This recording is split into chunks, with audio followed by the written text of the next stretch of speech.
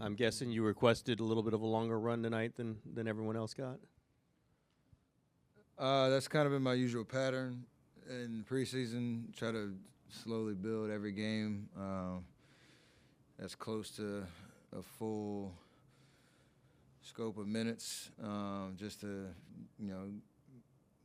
get over the hump, your second win, and feel what it feels like down the stretch after a couple of breaks. So it's more mental than anything, just to kind of get ready for Tuesday.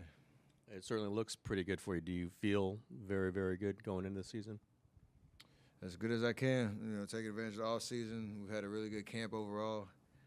It's obviously been tough. A couple of injuries with Moses and Jimmy missing some time, but as long as we come, hopefully on Tuesday, with as many guys ready to go as possible, hopefully get off to a good start. I feel good, and I think we're excited. You kind of mentioned it there, but how urgent do you feel the opening week is, opening month is? I know last year we talked about 12-3, but it feels like at least you came to camp with an urgency to get off to a hot start. Yeah, it was the same mission. It's the same mission every year. Last year we accomplished it, and then the wheels fell out a little bit. But no matter, you don't really want to fast forward too much, or panic if it doesn't go well to begin with. But you want to have intentionality on how you're trying to start out on both ends of the floor. Understanding, again, we're a team that is, building on a foundation we had last year. So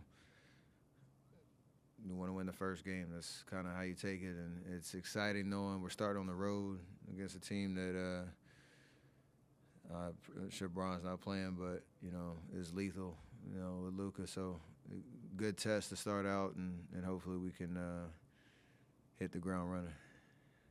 How do you feel the minutes with both Draymond and Al in the front court went tonight and in the preseason overall? Preseason overall, I felt like it was great. Tonight was a rough start. We had turnovers left and right. I think we had 9 turnovers in the first 5 minutes. A lot of that is, the Clippers are a unique defensive team, no matter who's out there. But we had some mental lapses. But I think overall we understand what we're trying to do. And those two guys defensively are going to be great. I think it helps Draymond to have Al out there as another spacer. But we just got to be a little bit more sound offensively, taking care of the ball. I think that's something y'all probably get sick of hearing it as much as we get sick of saying it. And if we can take care of the ball, no matter what lineup is out there, then we'll be in good shape. Devin, how much was that can be blamed on the makeshift lineups you guys are going through with the guys that are out, and how much of it was just sloppy play? I would say more sloppy play just in general, but preseason's interesting because you have, to your point, where you're trying stuff out, but there's not as much game plan preparation in the sense of, what do the Clippers do well? Like, we have a mentality to kind of approach. You save a lot of that for the regular season, and it's not like we're in the locker room like talking about how do we, pick them apart this particular game. So that is different in the regular season, and I feel like we'd have a little bit more mindfulness on who we're playing against, as opposed to saying, we're trying to work on our offense, and you play the Lakers, Clippers, Portland, 3 totally different teams. It'll expose some stuff if you're not doing that. So I feel like we're wise enough to know when the regular season starts to take advantage of an actual game plan. Steph, what was your vantage point of Brandon's collision, his injury scare early in the game there? I did not see it at all. You didn't see it at No. all? Just as far as him throughout this preseason, where have you maybe seen him progress going into year 3? But everyone talks about that year 3 leap. You've been around Brandon now a lot. What have you seen out of him throughout the preseason? He's just playing. He's playing with a lot of energy. He's playing competitive like he always does. We're doing some new offensive stuff, so there's still some things to iron out. Where shots might be coming from, where driving lanes are coming from, teams that switch versus traditional defenses.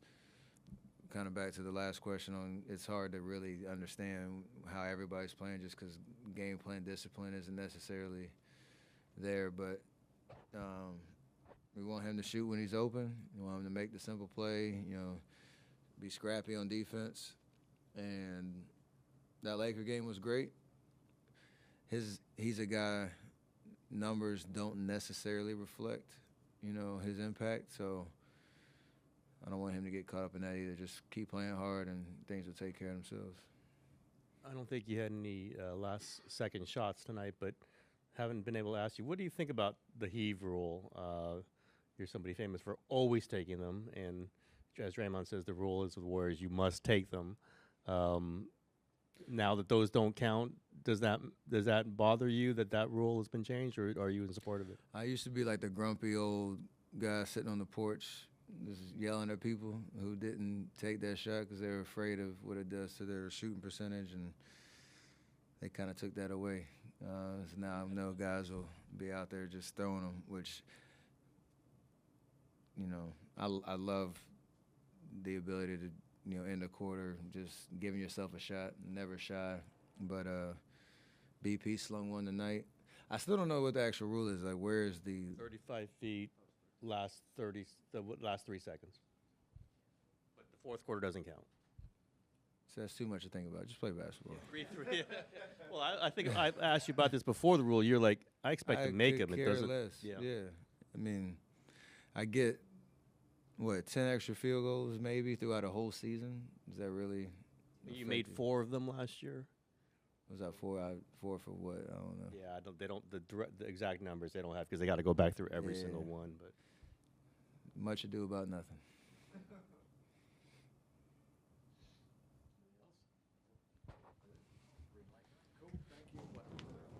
she is.